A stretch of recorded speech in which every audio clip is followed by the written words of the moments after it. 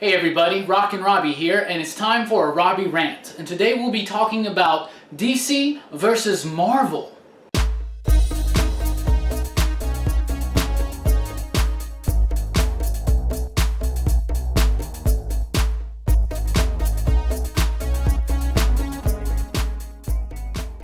Okay, DC versus Marvel. When you're into superhero comic books, you are continually asked by people, which do you prefer, DC or Marvel? Now, humans are just kind of polarized creatures, right? So we kind of like to define ourselves based on what we like versus what we don't like, okay? We're polarized like that. So it's okay to have a preference. It's actually kind of normal to have a preference between Marvel or DC. They are actually kind of two different companies, but they're also kind of the same. Let's get on to this, because where it really becomes a problem is when it's not just which do you prefer, but now actively hating on people who prefer the other, okay? Now that's where polarization gets way crazy. We see this in sports, we see this in politics, we see it in the news, we see it with race, we see it with gender, we see it sexuality, we see it all across our nation right now. We're just a tensed up and polarized culture right now,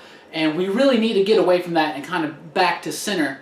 And DC versus Marvel is not as big as some of those issues, but it is an example of this polarization that is continuing to plague our current society. And when you really look at the people that are arguing either for DC and against Marvel, or for Marvel and against DC, whether it's movies or comics or television or animation or whatever, all their arguments are basically the same. So for instance, you'll have a DC guy say, well, in Marvel, they have a revolving door of death. Anytime a character dies, they'll just bring them right back. Which is true, but it's also true of DC.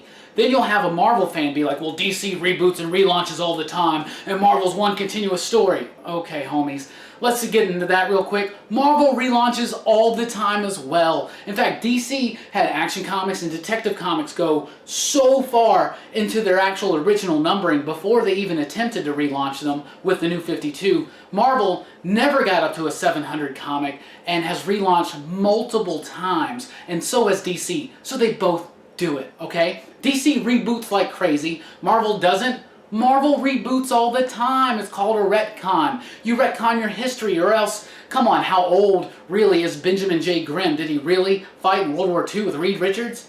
That's impossible, them being the age where they are. There's a scaling timeline in comic books because they basically stay the same, but they go on for decades and decades. DC just happens to write their reboots into the story with events like Final Crisis and Crisis on Infinite Earths. Marvel just kind of does the slow retcon like, oh, well, no, the history has changed, and they just retell origins. But both companies do it. They retcon, they reboot, and they relaunch. Now, it's okay to have the preference because inherently those characters in those companies are different.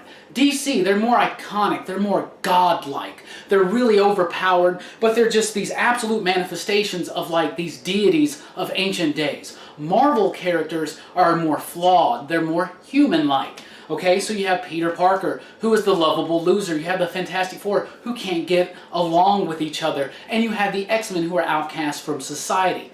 However, they are more now the same than they ever have been. DC in the 70s went through a revitalization that was mostly because they were mimicking the Marvel style that they had developed in the 60s.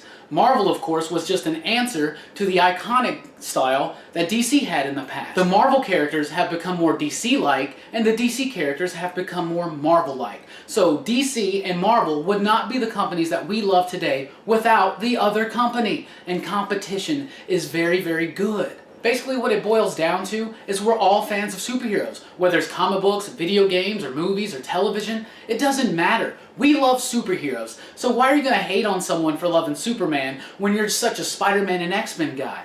And why can't this guy who likes Batman like Wolverine? Of course you can. In fact, my favorite comic book of all time is the Fantastic Four. Though I would tell you I prefer the more iconic godlike heroes of DC. Batman and Aquaman are two of my absolute favorite heroes, but they all go hand in hand to me. I love Marvel and DC, and I'm not saying that you have to love both. In fact, you can dislike one, but don't hate on people just because they like, and don't use arguments that are invalid. Don't use arguments that just don't make sense, like, well, they bring back people from the dead, or they reboot and relaunch all the time.